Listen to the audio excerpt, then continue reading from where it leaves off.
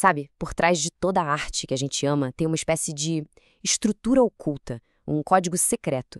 Por trás de cada música, de cada filme ou livro que causa aquele arrepio, existe uma arquitetura invisível que a gente pode aprender a enxergar. E é exatamente isso que a gente vai explorar hoje, essa linguagem secreta das histórias. Já pararam para pensar isso? Naquele momento exato em que uma melodia ou uma frase parece que transporta a gente para outro lugar, essa sensação, né, essa coisa poderosa que a arte provoca, parece até mágica, um mistério. Mas e se não for bem assim? Pois é, o impacto emocional da arte não acontece por acaso, não. Ele é construído, sabe, peça por peça, com técnicas muito bem pensadas, com ferramentas que os artistas usam para criar significado e para provocar emoções. É um ofício, e um ofício muito refinado. E para investigar isso, a gente vai usar um guia fascinante. Essa aqui é a Miscelânea, uma revista acadêmica lá de 1993. Mas calma, não é um texto teórico, denso, não. Pensa nela como uma coleção de estudos de caso, onde vários especialistas meio que desmoncam obras de arte para mostrar pra gente como elas funcionam por dentro.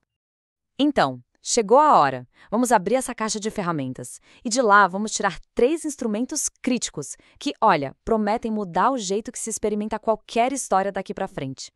A nossa primeira ferramenta ensina a gente a olhar.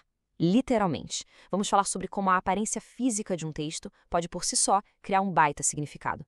Pensem na poesia visual, por exemplo. Ali a forma não é só um enfeite para o conteúdo. A forma é o conteúdo. As palavras são arranjadas na página de um jeito que criam uma imagem, e essa imagem é totalmente inseparável da mensagem do poema.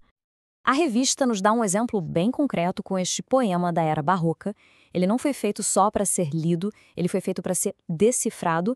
A chave para o significado está ali, escondida no título, num anagrama, ou seja, é uma obra interativa que convida quem lê a participar da criação do sentido. Bem legal, né? Agora, esse aqui, nossa, isso eleva a ideia para outro patamar. O texto, ele mesmo, forma um labirinto. A leitura vira uma jornada, uma busca. A dificuldade, as voltas, o caminho, tudo isso faz parte do significado. A experiência de se perder no texto é a própria mensagem. Genial, não é? Então a lição que fica é essa. Da próxima vez que alguém se deparar com um texto, a pergunta não é só o que ele diz. A pergunta também tem que ser qual é a cara dele. A forma pode ser a primeira grande pista para desvendar seus segredos. Certo, vamos para a segunda ferramenta. Essa aqui é sobre poder, sobre controle, sobre como o ponto de vista de quem narra a história molda absolutamente tudo que a gente vê e sente. O conceito principal aqui é o olhar. E não se trata só de quem está vendo, mas de como o ato de ver influencia e até mesmo controla aquilo que é visto. A análise na Miscelânea usa um conto da Angela Carter, The Yarrow King, para mostrar como o olhar do narrador pode ser uma força dominante e até perigosa. E essa citação do conto que a análise destaca ilustra isso de um jeito, nossa, perfeito. A personagem não está só sendo observada, ela está sendo definida, diminuída, quase apagada pelo olhar do outro. O olhar aqui não é passivo, é uma arma, uma verdadeira armadilha. Portanto, a pergunta que a gente tem que se fazer ao ler qualquer história é: quem está no controle da câmera? A perspectiva de quem narra é a nossa única janela para aquele mundo. E entender as intenções e os vieses por trás daquele olhar é fundamental para sacar a história por completo.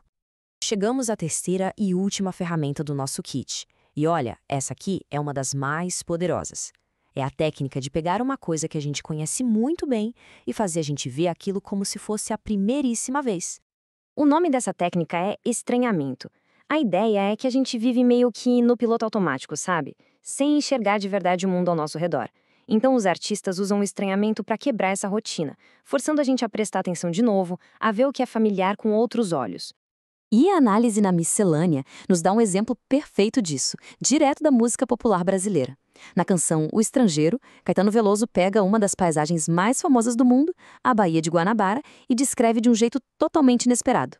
E como é que ele faz isso? Bom, a análise mostra algumas táticas. Primeiro, ele não descreve com os próprios olhos, mas através do olhar de estrangeiros famosos. Depois, ele cita músicos cegos, como Ray Charles e Stevie Wonder, bem quando está falando de uma paisagem, o que cria um paradoxo. E por fim, ele joga ali a imagem chocante de óleo diesel na areia contaminando aquela visão paradisíaca. São esses momentos de estranhamento que fazem a arte acontecer de verdade.